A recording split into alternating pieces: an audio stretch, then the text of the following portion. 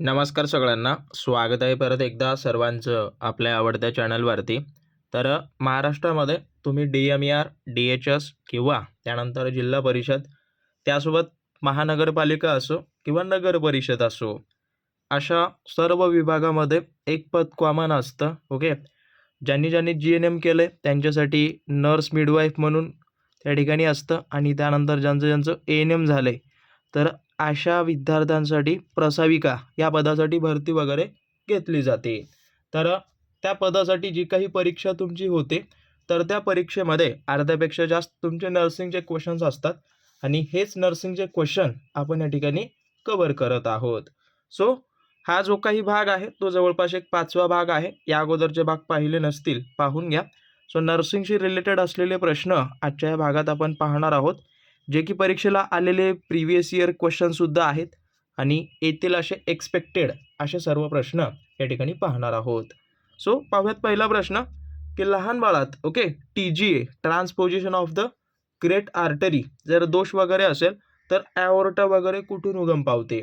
तर लक्षात ठेवा, स्पेशली करून जी काही ॲओर्टा असते ती ज्या लहान बाळाचं सामान्य हृदय असतं तर त्या सामान्य हृदयामध्ये जी काही ॲओर्टा असते ना ती स्पेशली करून कशामध्ये, जे काही लेफ्ट वेंट्रिकल असतं ना तर हे सामान्य स्थितीमध्ये, परंतु ज्या वेळेला त्या हृदयाला किंवा as it is transposition of great arteries असतं ना तर अशा स्थितीमध्ये जी काही ॲओर्टा आहे ती कुठून निघते, उजव्या वेंट्रिकलमधून ओके किंवा राईट वेंट्रिकलमधून ही निघते आणि सामान्य परिस्थितीत म्हटलं तर लेफ्ट वेंट्रिक्युलर. ओके, लक्ष ठेवा याचे आन्सर हे आहे. हां, आणि कन्फ्यूज होऊ नका. तर नोट डाऊन करून घ्या. आणि अजून एक सांगतो महत्त्वाचं म्हणजे काय की अशाच पद्धतीचे प्रश्न तुम्हाला परीक्षेत विचारतात. सो आपली बॅच वगैरे ऑलरेडी चालू झालेली आहे, ज्या बॅचमध्ये हे इन डिटेल आलेले प्रश्न येतील असे संभाव्य प्रश्न सर्व तुम्हाला एकाच बॅचमध्ये मिळणार आहे. ओके, आणि त्या बॅचचा मोटो असं आहे की जोपर्यंत तुमचं सिलेक्शन नाही तोपर्यंत त्या ठिकाणी मार्गदर्शन तुम्हाला मिळत जाणार आहे. म्हणजेच जोपर्यंत सिलेक्शन तोपर्यंत मार्गदर्शन वगैरे, ते त्या बॅचचा मोटो किंवा एम वगैरे आहे. सो जॉईन वगैरे करून घ्या, त्याबद्दल मी प्रत्येक व्हिडिओत सांगतोय. आणि ही ती बॅच आहे. ॲप वगैरे डाउनलोड करून घ्या, खाली ॲप दिलेलं आहे. ओके, तांत्रिक विषयाचे 10,000 MCQ वगैरे आहेत, सर्व माहिती तिथं मिळून जाईल. ओके, हां, याची जाहिरात वगैरे करत नाही, पण तुम्हाला सर्वांना माहिती असू द्या. हां, परत काय म्हटलंय की विल्सम okay tumour, okay Williams tumour ना, सॉरी. तर म्हणजे शरीराच्या कोणत्या अवयवाचा कर्करोग होय, तर लक्षात ठेवा ज्या वेळेला तुमच्या किडनीला ओके कर्करोग वगैरे होतो तर त्यालाच विल्मस ट्यूमर वगैरे या नावानं ओळखतात, किंवा याला दुसरं एक नाव आहे ओके नेफ्रोब्लास्टोमा. लक्षात ठेवा, स्टोमा म्हणजेच ॲज इट इज कर्करोग म्हणू शकता. त्यानंतर बाकी बघायला गेलं तर ज्या ज्या वेळेला यकृताला वगैरे कर्करोग होतो याला एक वेगळं नाव आहे ओके ओके हिपॅटोब्लास्टोमा वगैरे. हां, थोडंसं नोट डाऊन करून घ्या, ब्लास्टोमा या नावानं त्याला ओळखलं जातं. आणि ज्या वेळेला मेंदूला वगैरे कर्करोग होतो त्याला काय म्हणतात, याला म्हणतात ग्लायोमा वगैरे म्हणतात.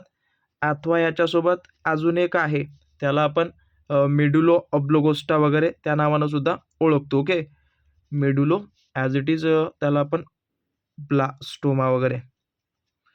सो लक्षात ठेवा आणि नोट डाऊन करून घ्या. आणि परत परत सांगतोय, सबस्क्राईब वगैरे केलं नसेल तर करून घ्या.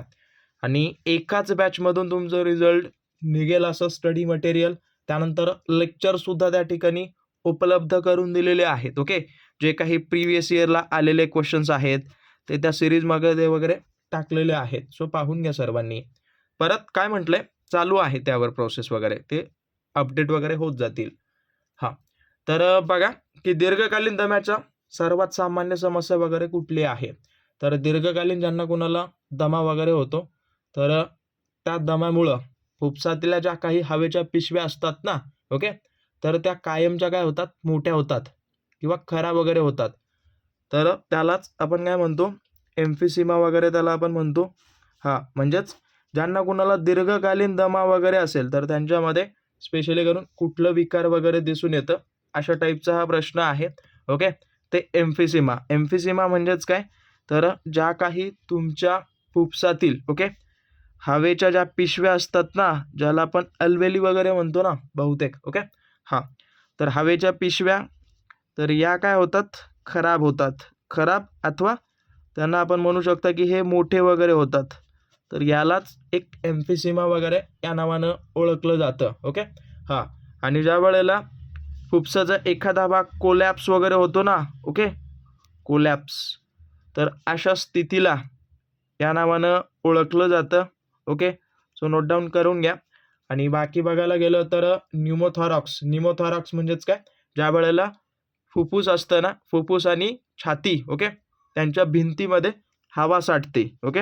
हां, फुफ्फुस आणि ॲज इट इज तुमची छाती याच्यामध्ये काय हवा वगैरे कोंडणे म्हणू शकता अथवा साठणे, याच प्रक्रियेला एक पद्धतीनं न्यूमोथॉरॅक्स वगैरे म्हणतात ओके. सो लक्षात ठेवा, छोटे छोटे कॉन्सेप्ट आहेत, जेवढं लवकर क्लिअर करसाल तेवढं तुमच्यासाठी उपयोगी पडेल. आणि हे सर्व आमच्या नोट्समधले प्रश्न आहेत आणि हे सर्व काही परीक्षेत आलेले आहेत, काही परीक्षेत येतील असे हे प्रश्न वगैरे आहेत. परत काय म्हटलंय की extra trophy okay of the blender प्रमाण कोणामध्ये जास्त वगैरे आढळून येतं, तर हा एक जन्मजात विकृती वगैरे आहे, ज्या ठिकाणी किंवा ज्याच्यामध्ये जो काही मूत्राशयाचा पोटाच्या बाहेर उघड्यावर असतं वगैरे ओके. हां, तर लक्षात ठेवा, हे स्पेशली करून काय मुलांमध्ये दिसून येतं ओके. इन बॉईजमध्ये हे मोठ्या प्रमाणात दिसतं, हे थोडंसं नोट डाऊन करून घ्या ओके.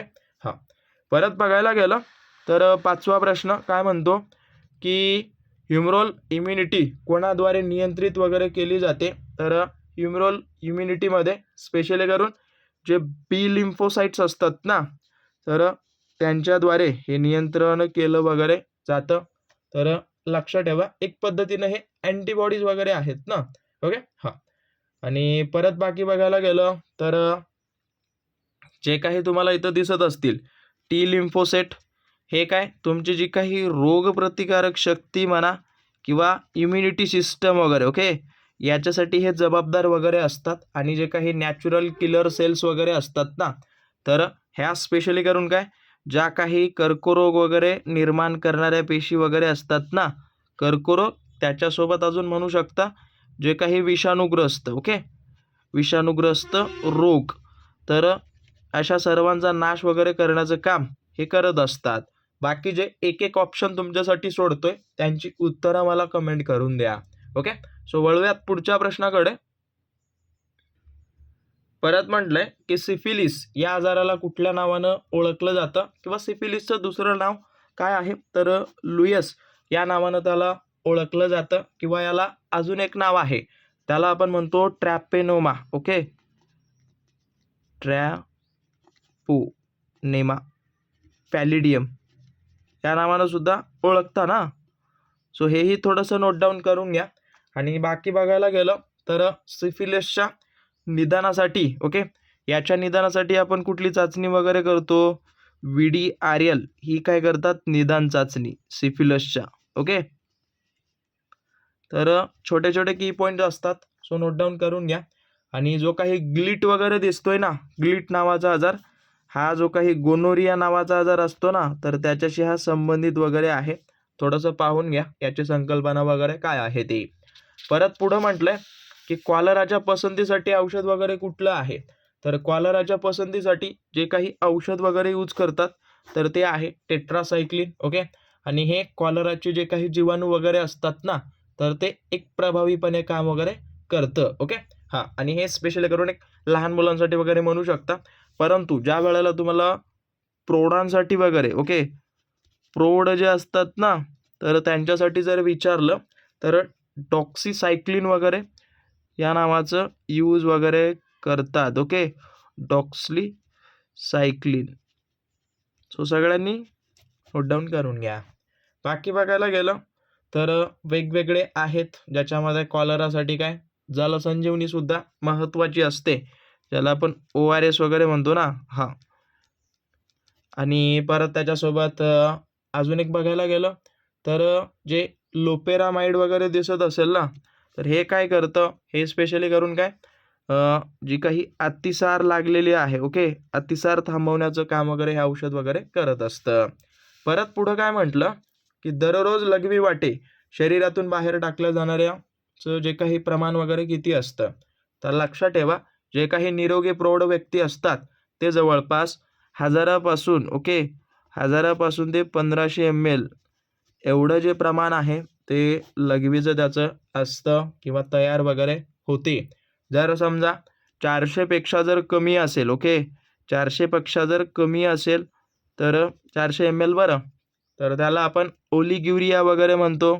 लक्षात ठेवा, हा प्रश्न तुम्हाला दिसेल.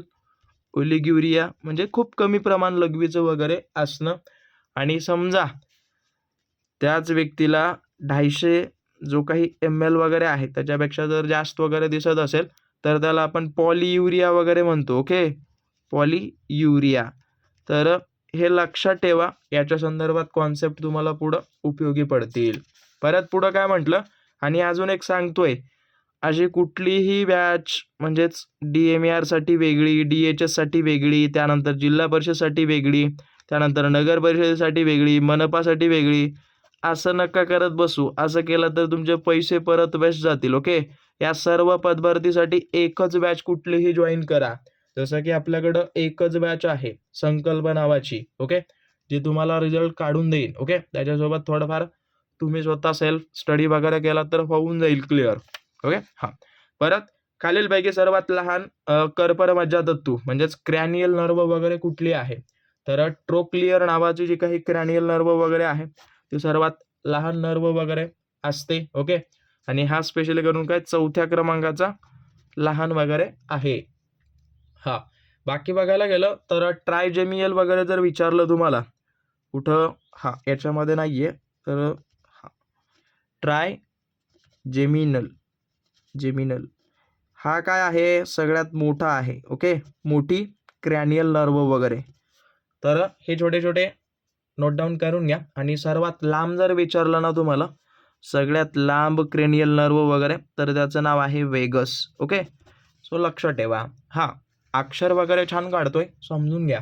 आणि ॲपची लिंक वगैरे खाली दिलेली आहे, सो डाउनलोड वगैरे करून घेऊन जॉईन व्हा. बाकी इथपर्यंत जर आला असाल तर सगळ्यांनी कमेंट करा बरं याचं उत्तर मला. आणि जेवढे तुमचे जास्त उत्तरं असतील तेवढेच भाग, तेवढेच प्रश्न, तेवढेच पेपर वगैरे आपण या ठिकाणी पाहूयात. बाकी काही डाऊट असेल अवश्य मला कळवा, ओके. आणि सबस्क्राईब वगैरे केलं नसेल तर करून घ्या. बाकी तुम्हाला भेटेन पुढच्या भागात. धन्यवाद.